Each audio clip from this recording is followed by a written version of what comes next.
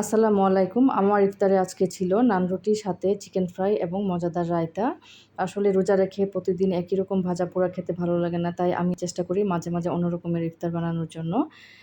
নান রুটি বানানোর জন্য ১ম এ আমি নিয়ে নিলাম একটা ডিম, তারপর দিয়ে দিলাম পরিমাণ মতো লবণ, ১ চামচ বেকিং সোডা, ২ চামচ চিনি, ৩ চামচ গুঁড়া দুধ, তারপর দিয়ে দিচ্ছি ১ চামচ ইস্ট। ইস্ট আমি এখানে ১ চামচ ইউজ করেছি। তারপর দিয়ে দিলাম ২ চামচ সয়াবিন তেল। সবগুলো আইটেম ভালো করে আমি মিক্সড করে নিচ্ছি। এবার দিয়ে দিলাম ১ চামচ ঘি। ঘিটা দিলে ভালো একটা ফ্লেভার আসে এবং ডোটাও অনেক নরম হয়ে থাকে।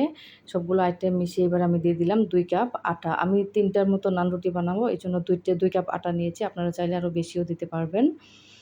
আটাটা ভালো করে আমি আগে মিশিয়ে নিই। এবার একটু, একটু করে পানি দিয়ে গুলিয়ে নিচ্ছি।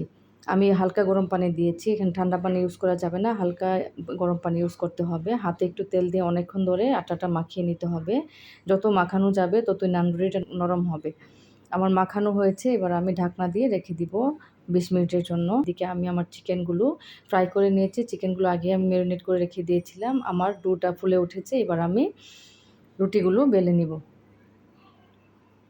২ কাপ আটা দিয়ে ৩ টা রুটি হবে সুন্দর মতো। এই নান রুটিটা খেতে অনেক মজা হয়ে থাকে। আমরা সবসময় দোকান থেকে বা বাইরের থেকে কিনে এনে খাই। বাইরের থেকে এই নিজেই ঘরে বানিয়ে খেতে পারলে স্বাস্থ্যসম্মত হয়ে থাকে এবং আমার কাছে বাইরের রুটিগুলার থেকে আমার হাতে বানানো রুটিগুলাই অনেক ভালো লাগে। আমার বাচ্চারাও অনেক পছন্দ করে। এবার আমার রুটি বানানো হয়েছে। হালকা একটু ঘি দিয়ে আমি ভেজে নিচ্ছি। ঘি না থাকলে হালকা একটু তেল দিলেও হবে। আমার কাছে ঘি ছিল, এজন্য আমি ঘিটা দিয়েই ভেজে নিচ্ছি। একটু সময় নিয়ে আস্তে, আস্তে করে রুটিগুলো ভাজতে হবে। না হলে রুটিগুলো যেহেতু একটু মোটা ভিতরের দিকে হবে না। আমার একটা রুটি ভাজা হয়েছে, এখন আরেকটা রুটি ভেজে নিচ্ছি।